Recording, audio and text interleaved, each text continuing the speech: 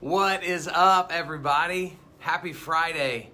I am so excited because this is episode number 1 of Storytellers. And so while I'm waiting for Steven to get in here, I want to explain to you guys why I'm doing this. For those of you that know me, you know that I am a very relational person. I'm a people person. I just love people. I love being around people. People energize me. They inspire me. And so the whole point of this series is I just want to celebrate people. And because I've noticed in my life that I'm gonna bring Steven on. And so I love celebrating people because we can learn so much from other people. There he is. What's up, bro? Hey, how's it going, man? Good. Coach Kyle in the house. I'm setting the stage for you. So I'm letting everybody know what's about to go down. So I hope you're ready. I'm ready.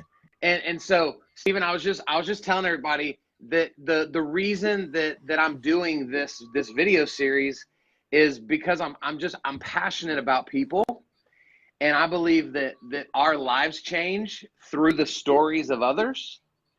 And what you and I do for a living, right? Coaching and teaching, inspiring, we're really what we do is we get people out of their own way so their story can matter, right? That's right. And so that's what this is all about. And so I'm actually, real quick, I'm going to refresh my page. So I'm in my office. I've got my computer in front of me. And so I'm going to share this to my other page real quick so that people can see it. Man, I love technology so much. So, Steven, it can be a good friend or a great vice. It can be both. I love it. I think it's powerful. Maybe I love it too much. I don't know. We'll let other people be the judge of that. If I learn it a little much, it'll be a better friend.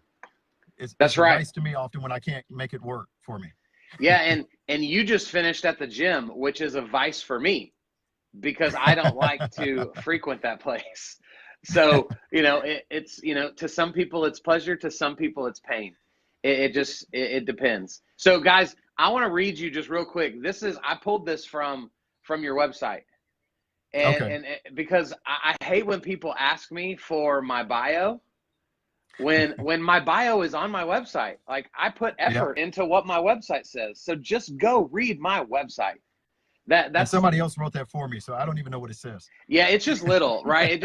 All it says is this. It says, Dr. Steven Crawford is the president and founder of Experience Leadership, an organization designed to inspire leaders to grow while enhancing their influence in the places they work, study, and serve. Excellent. And I thought that was powerful. So it's just simple. And so, dude, here's where I want to start. You don't know me very well yet. Let me tell you guys first. So Steven and I met at John Maxwell certification, 2.5 weeks ago now? Yep. And so Steven is an OG. You've been around John Maxwell since the beginning, and then I'm a newbie, and you were my table leader, and so you were forced to spend 3 days with me, whether you liked it or not. And so that's how we came into a relationship, and I think I enjoy our relationship more than you do, but that'll change over time. No, cool. I think.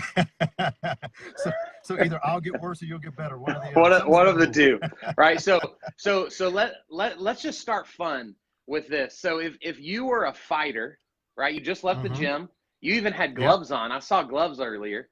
Yep. So you're like legit getting it. So if you were a fighter, what song would you choose to be your walkout song before you fight? All right. So there's quite a few Bruce Lee songs that we can go through, and Rocky. Everybody loves Rocky, so I don't want to go with traditional. So what I'm going to go is all the way back into the 80s. Oh. There was a movie called The Last Dragon. Okay. With a guy they call Bruce Leroy. and he was from the hood of New York, and basically he was a fighter, and it was just one of those weird, interesting movies that kind of tried to amplify Bruce Lee and the hood. It was really funny. And so I'm going to go with The Last Dragon. The Last Dragon. Okay, Yeah. I will receive that. Yeah. That's good. I need to know go. It's on Netflix. I don't even know. I'm gonna have to go listen to that because I can't even tell you what it sounds like. So let's move on to this question. If you could have dinner with three people, dead or alive, who would you choose and why? All right. So now I don't speak Aramaic or Hebrew, but I would probably have to say Jesus would probably Everyone be speaks English. Everyone speaks English magically at this dinner. Okay. Yeah. Magically. All right. Yeah. And so I'm gonna have to say Jesus because I, as a person of faith, I look at the impact that someone could make on a planet in such a short span of time with such a few people to have that degree of influence. I mean, those people that spent time with him had to be so changed to have the type of impact that he had. I mean, there are other world leaders like, Gandhi, and they talk about the Buddha and different things like that, and world leaders and religious leaders all over the world that had lifetimes to have impacts on people, and they were speaking with thousands and thousands of people. But when you look at Jesus, he kind of just had that really short span of time. And the impact that he made was just pretty profound. It's crazy. Second would probably be Dr. King. Okay. Every other year I kind of read his biography. And, I guess, for someone who died at 39, years old, younger than I am right now. Yeah.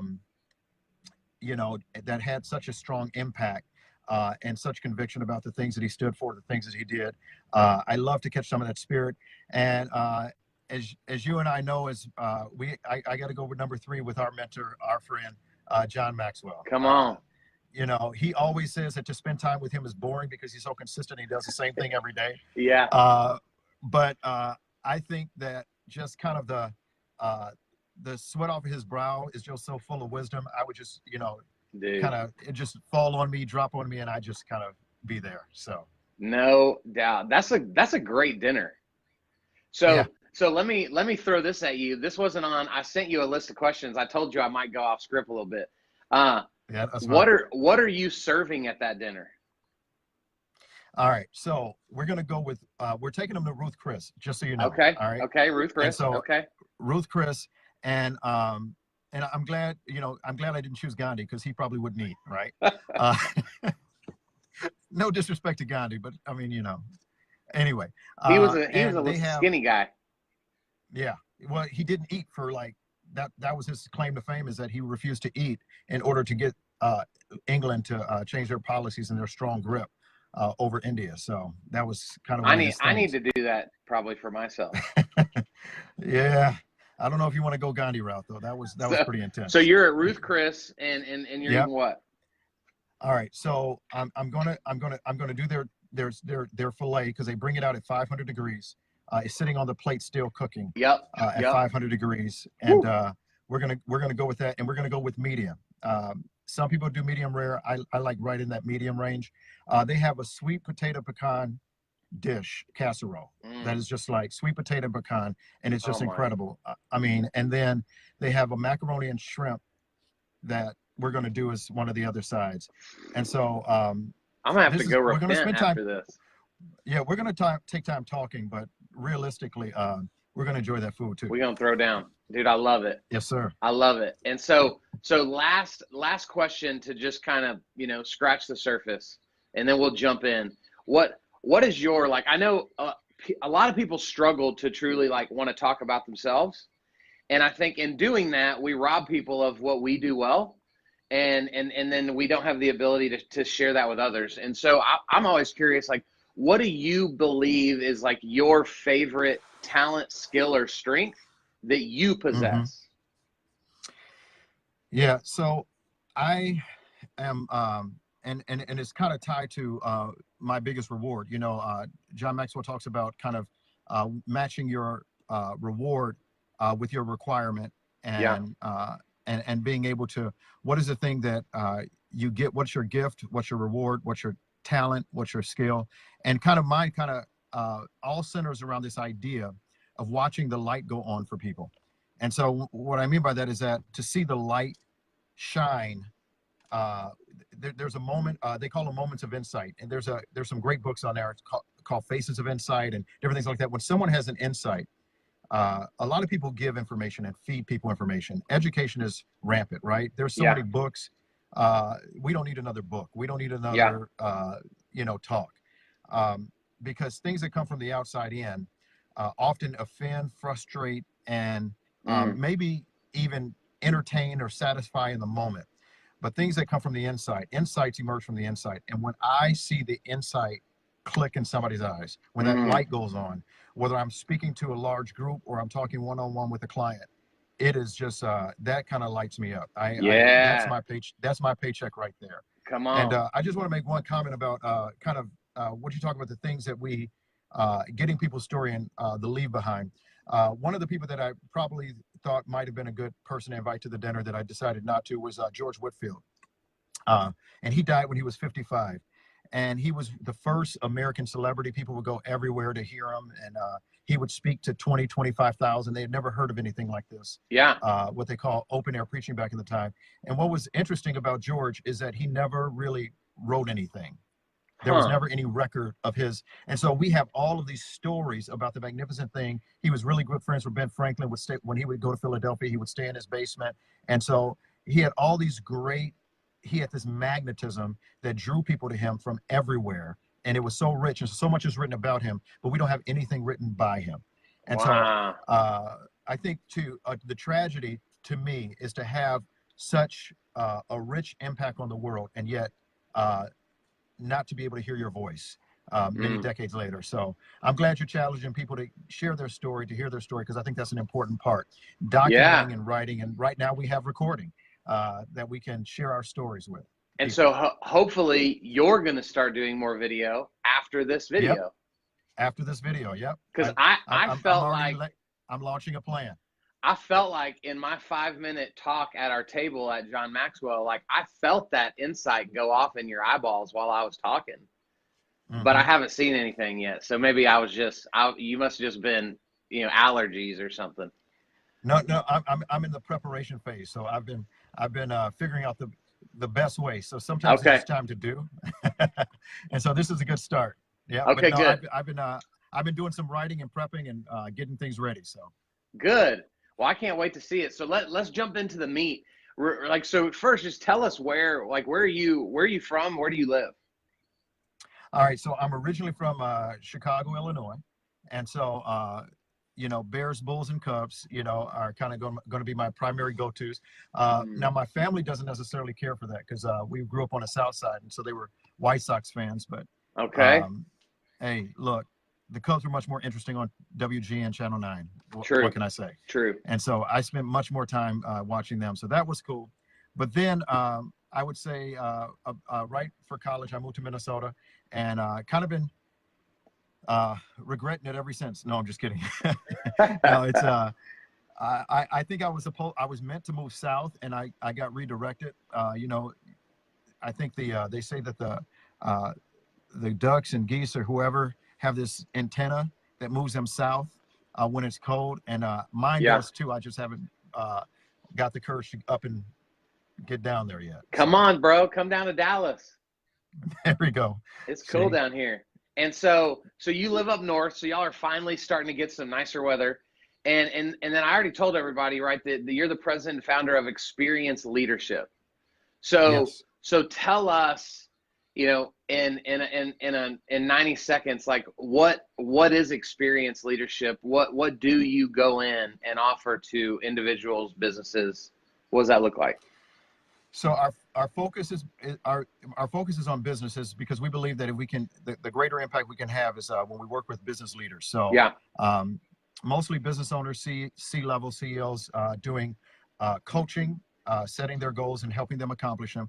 A lot of people set goals, not a lot of people achieve goals. And so what we do is we take a very intentional approach to navigate people through the complexity of actually achieving their goals through individual one-on-one coaching. We spend a lot of time doing training and development work. So we'll work with a team and do a training. But a lot of people, everybody's been to an event where they felt inspired and motivated, and they have these great ideas, but then they go back to work and then everything's back to normal. Yeah. Because we don't live from our thinking, we live from our habits. Our thinking is something that happens maybe 2.5 hours a day. But our habitual living is present in us every moment of the day. And so trying to get people to get their thinking into behaviors, that's what the process of coaching does. So what we love doing is connecting with companies where we can do the training first, and then we can do coaching to make sure that they achieve kind of what they set out. And then we do speaking. We've done a lot of speaking, been doing that since I was extremely young. So it's just just getting around. I love speaking as well. So we'll do that. We're in the process of developing and training new leaders within our organization.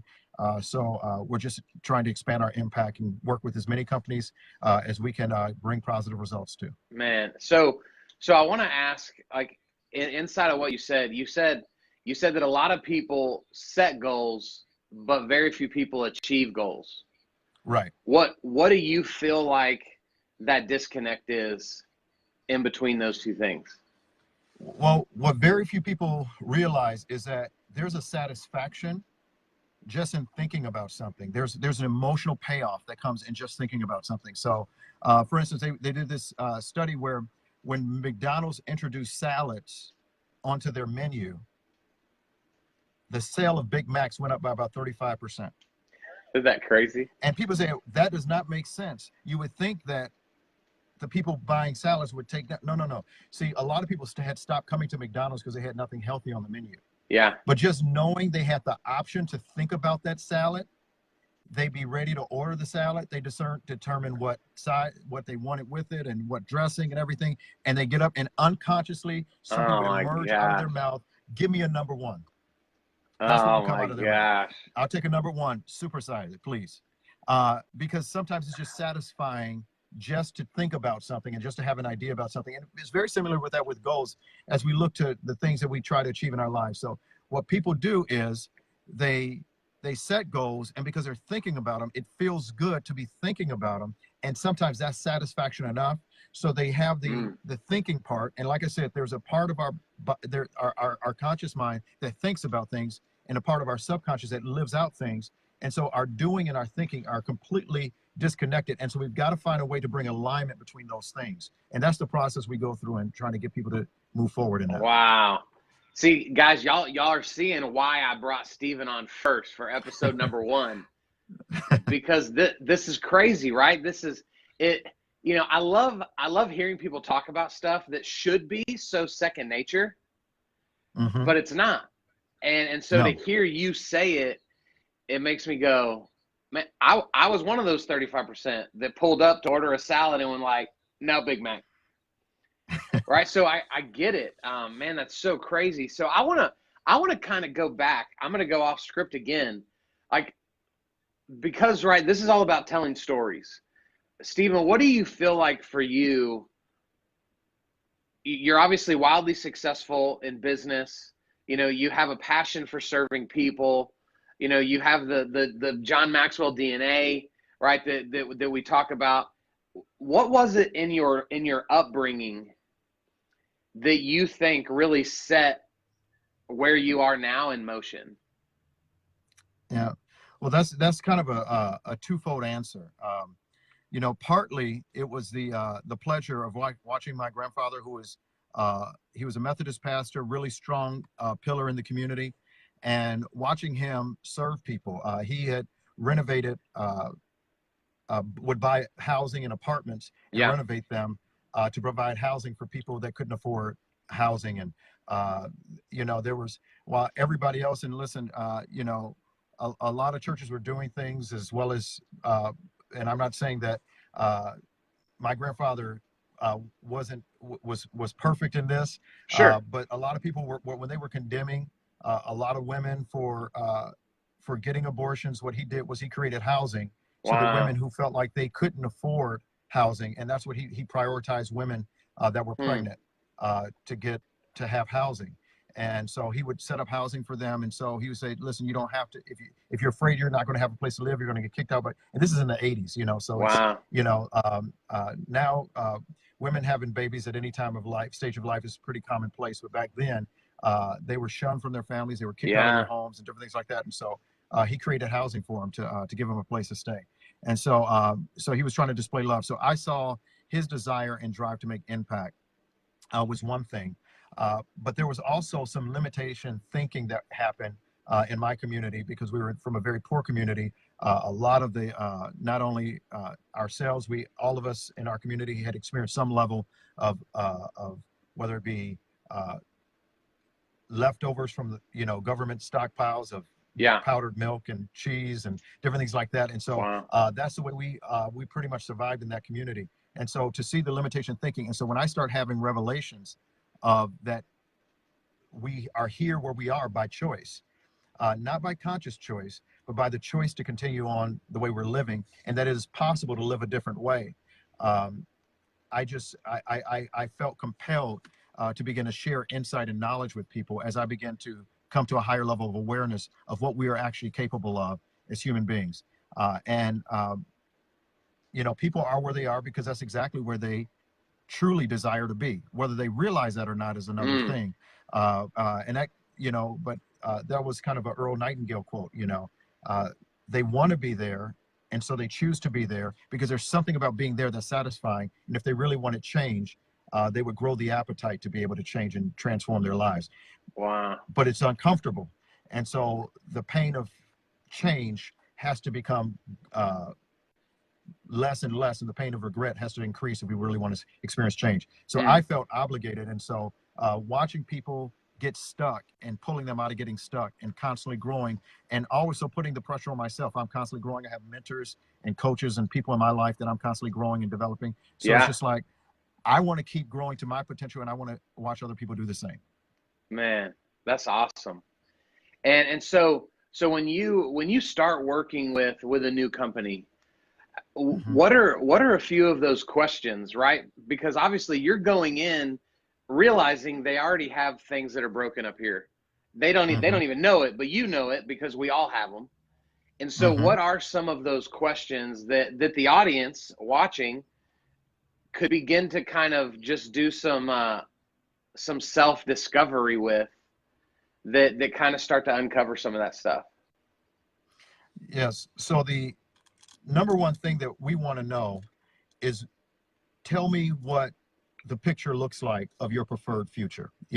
I want to get a picture. And if I can't, if simple me can't get a picture in my head, then it's too complex. When we talk about our habitual nature, our habits, where we are in life, are a result of where our habits have taken us. And our habits are often a result of our most primal understanding. And I'm not going to get into the psychology of it, but most of us are living out of our 6-year-old habitual selves. So if you break it up and all you have is a bunch of big words to describe your vision, then it's probably not clear enough. Okay. And so what I want to do is I want to make sure that I have a 6-year-old understanding of it, because the only way you're going to actually able to execute it is when you can break it down to a 6-year-old understanding. So when I'm asking questions, I'm trying to get them to give me a picture of where they're trying to go. Okay. And most of it is very complex. And when I see something that doesn't fit the picture that they said they wanted, I ask them about it and I call it out. And I said, that's inconsistent with what you said. So tell me how to help me reconcile that then. Yeah. And the goal is, if I can get a picture of where they want to go, I can fight with them to achieve their dream. In order to fight for that clarity, though, it takes someone really becoming willing to go there and become self-aware, because sometimes we have competing beliefs that fight against each other. Yeah. And so we need to reconcile those in order to get where we want to go. I love that statement, fighting for clarity, right? Because it's, I think too, that like, that's where most people struggle is we just kind of, I know I've been guilty of this a ton. And like, oh, it's January 1st. I guess I'll just kind of haphazardly throw some goals out there because that's what I'm supposed to do on January 1st. When, like, why can't somebody wake up today on March 29th and go, oh, well, I'll just wait until January 1st. I got 9 months, to just kind of do my thing. Mm-hmm. And it's interesting because it all goes back to, like, we've just been trained in our subconscious that set Mm-hmm. new goals at the beginning of the year, right? Do this, do that. And so that's so interesting to me. And so when you walk through this with businesses and then with the individuals inside this business, like what is the most fulfilling part of that for you? Well, when obviously the big payoff is when we see them achieving goals, and most people don't see themselves achieving goals. It's like they start crossing finish lines that they never. Just had a client the other day. It's March 15th, and he's had the best I've been working with him for almost a year, and he's had the best first quarter that he's ever had. Yeah. I mean by over $80,000, he's had the best quarter Wow. he's ever had, and so he's just. And he's a smaller company, so just have got new employees. He's training them in, and he's just so overwhelmed. And all of a sudden, I said, "Do you realize that this is the biggest quarter you've ever had in the history of your business?" Yeah. And he looked at it, and he was just in shock. So when people see that they've actually, without thinking about it, they would just work on the goals, and all of a sudden, as they get focused on their goals, things begin to move, things begin to change, and things begin to happen. And so I think my father was in the Navy, and so what he said one time, he says, the human eyes can only see, when you're out on kind of the open sea, you can only see about 15, 16 miles out because of the curvature of the earth. So when something is coming to visibility, that it's, there's a certain marker that it represents. Right. Well, Gino Wickman said something similar in the book Traction. He says that the human mind can only plan about 90 days out. Anything more than 90 days out is it's a vision, it's a dream, it's a goal, but it is not a plan. And so it's one thing to set goals, and it's another thing to plan. And so we set goals for 10 years, we set goals for 5 years, we set goals for 1 year, but we only plan for the next 90 days. And so quarter by quarter, we take them through plans. And so the reason that people do set goals on March 29th is because they're starting again a new quarter. So from January 1st to March 31st is one quarter. Then right. April 1st, we start again. Okay. And we set new goals and new destinations. And over the next 13 weeks, we'll make those plans. So when people are habitually working according to very short-term plans, they have a lot more power and control over achieving their goals. Versus 1 year, you give up on January 27th, and you say, "This is hopeless. I got to wait till next year, I guess." Right. Right. Yeah, for sure. So how do you, inside of the 90-day plan, how do you get people to really focus on, like, the actionable items of the day, right? Because to win the quarter, we've got to win the month. To win the month, we've got to win the week. But to win the week, we've got to win the day. So right. So how do you help create those actionable items, sun up to sundown? Yeah, well, motivation without preparation is futile. Everything's going to fall off. But preparation without motivation is worthless. So we got to keep people motivated and prepared to take action. And so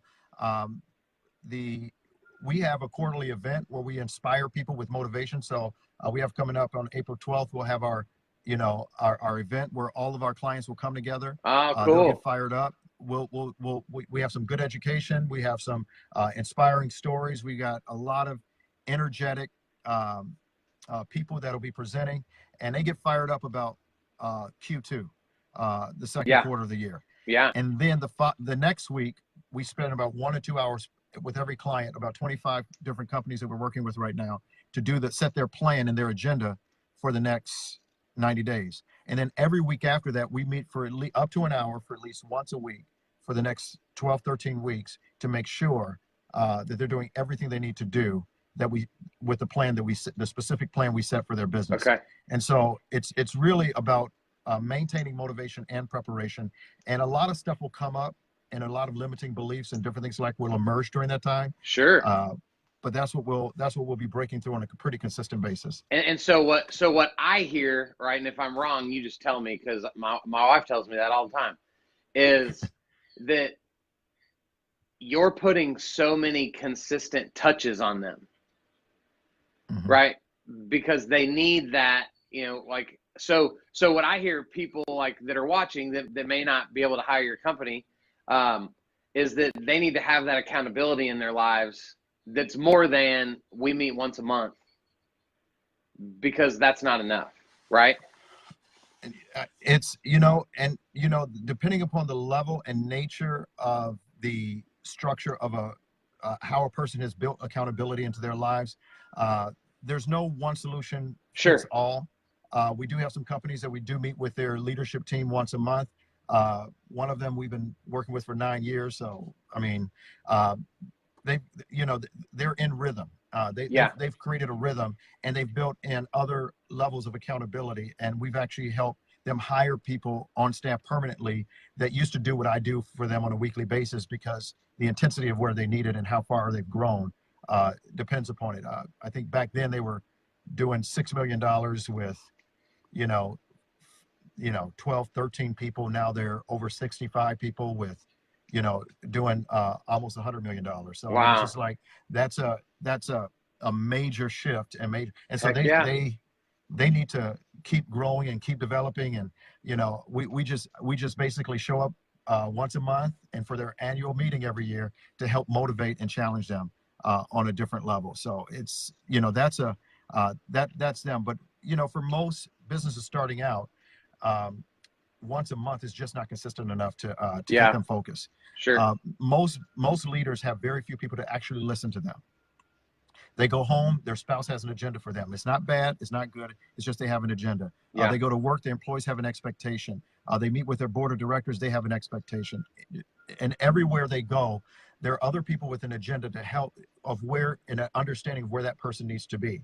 So very few people can actually come in as a partner to say, I'm doing nothing else but to align with your dream and figure out where you want to go. And I'm here to help the business get to where it needs to go. And I'm going to listen to you, and we're going to be able to break this thing down into its fundamental parts to make sure you move forward. So Yeah. very few people can take advantage of that. So I think that's a key part of the ingredient. So when people are starting out, yes, you need more accountability. No doubt. No doubt. So how do you help the individual within the organization like, if every week for months they're really battling the same issue, right? Like, the words are there, so with their words they're saying, I want to be better in this or whatever, but just for whatever reason, every time you get together with them, the goal is never met, right? Well, like, how do you help that person that seems to be stuck in that same thing over and over again? Well, at some point, and I don't tend to let things go on for months. If somebody keeps coming back saying, I really want this, I'm not able to take action on it, and we find out why they're not able to take an action, and we create a plan for them to take action, they come back the next week and they still haven't. At some point, either they're going to get angry because we've removed every single excuse that's in the book, and they just need to act now. But every once in a while there'll be fear or trepidation, and we try to break into it. The only time I've seen it not be able to get there is when they've been resistant to talk about the only thing that's holding them back. And they say, well, we can't deal with that. So they have something that's deeply rooted in their past that they're really unwilling to face. Yeah. They have they're continually sabotaging their success because they're afraid to confront someone. They're afraid to fire someone. One of the biggest things that we deal with is people that hired the wrong people. Okay. And they need to fire somebody. Yeah. Because they're sabotaging the business, and they're too afraid to confront, and they don't want to disrupt things, and they're afraid what it means if they go. And so helping people overcome that fear and at least grab the courage to confront those issues is a key ingredient to that. But if someone just absolutely refuses to do it, sometimes you have to fire clients. Sure. If they refuse to move forward, you're not adding any value to them. To just listen to them and take their money every month. Yeah. So at some point, if they just absolutely refuse, and they're and usually you can get people to be honest about it. Yeah. I'm unwilling to confront this main issue. Yeah. And I don't know if we can help you any further if you're not willing to. So yeah, that's good. Yeah. Giving people permission to let people go, I think is is so powerful that most people aren't willing to do. You know, because of that temporary pain that comes at the beginning, they're not thinking about that big picture pleasure that comes with the release, you know? Yeah. Dr. Henry Cloud just wrote a book called Necessary Endings. And sometimes it's time for relationships to end and just have to come to that place where it's time to let it go. That's good. Mm-hmm. So Stephen, I'm not going to make you tell me how old you are. Some people are weird about that. I'm not weird about it, but some people are. But you did say that Dr. King died at 39, and then you said you're older. So we know that you're older than 39. So yes. What advice would you give to your 20-year-old self?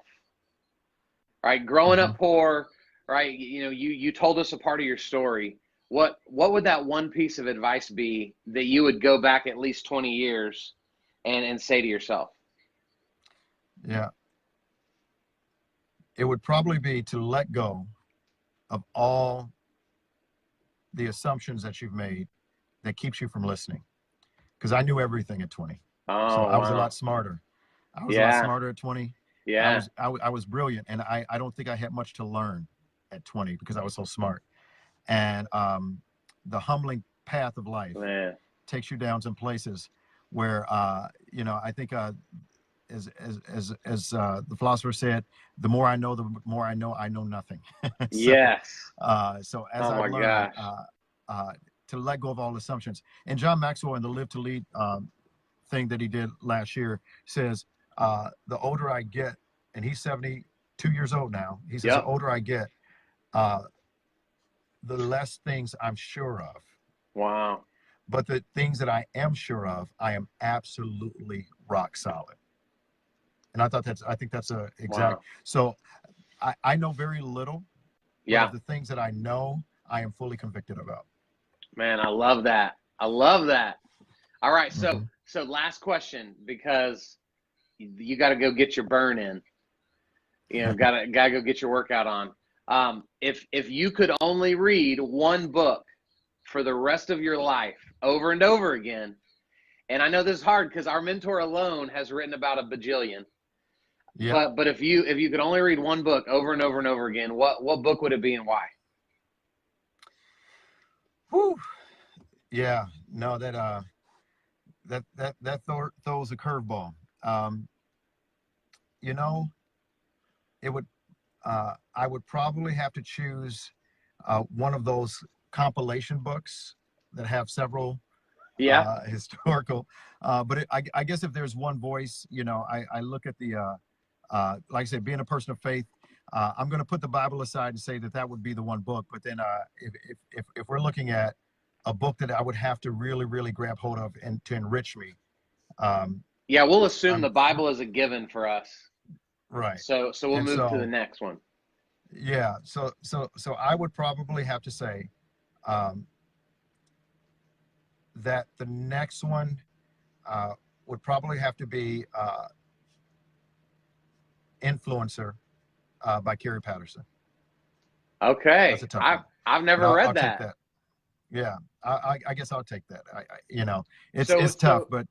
So tell us what, like, I have a pretty big library and I've never even heard of that book. So obviously I need to go make a purchase. Why that book over the hundreds of books that you've read? Because his it's a book that goes step by step about a path of true transformational change. Okay. What it takes to change everything from individuals to full-blown societies to global change, what transformation actually looks like. And so it is the research and the science behind, because if most of the problems we have in the world would go away tomorrow, he says in the book, if people would change their behavior. So what we need to do is figure out how to reshape and change people's behavior, and that's what's going to change the world. Wow. And so say it again, Influencer by what's his name? Carrie Patterson. Carrie Patterson? Yep. Okay. I'll put a link in the video for everybody if you want to go get it. Man, dude, thank you for just your brilliance and just your ability to just have a conversation and tell some stories. Like I can't thank you enough for being guest number one on Storytellers. And so, Hey, thank you, Coach Kyle. This has been fun. I yeah, appreciate man, it. And get me to the place where I got to get into come on. my gig. So I'm gonna get you there. So tell real quick, how does everybody get a hold of you if they want to look at you to coach their business, if they want to look at you to come speak at an event for them, like how do people contact you? just experienceleadership.com. So Okay. it's pretty easy. So Experienceleadership.com. yeah. All right. Well, man, thank you again for being on with me. And I hope this isn't the only time we ever find ourselves on a No, video together. I think we're going to connect more often, man. I appreciate you, Coach Kyle. Yes, sir. All right, Stephen. All right. We'll talk to you soon. See ya. Guys, thanks for watching. I appreciate Stephen. Episode number 1. I hope that you got some incredible wisdom. It was I thought it was fire what Stephen was talking about. For you guys to understand me, what I took from that, the thing that is now in my mind is thinking through what he said almost near the beginning. For those of you that came on late, was when he talked about how our habits will ultimately always win out over our thinking. And so if we're not careful, we will think well, but we will perform poorly because of the habits that we have. And this is so true for me in my own life. I'm thinking of the things that I need to really pay attention to. And so we cannot outthink bad habits. And so what does that look like in your life? If this made an impact, please share it. Let people know about it. Every week we're going to come on with a new episode. And if you can think of somebody that has a cool story that we could showcase, please tag them, send me a direct message, introduce me to them somehow so that I can get them on the show in the next few weeks in the coming months. So I love you guys. I hope you have an unbelievable Friday. I hope you have an unbelievable weekend. And I'll be seeing all you guys soon. Bye.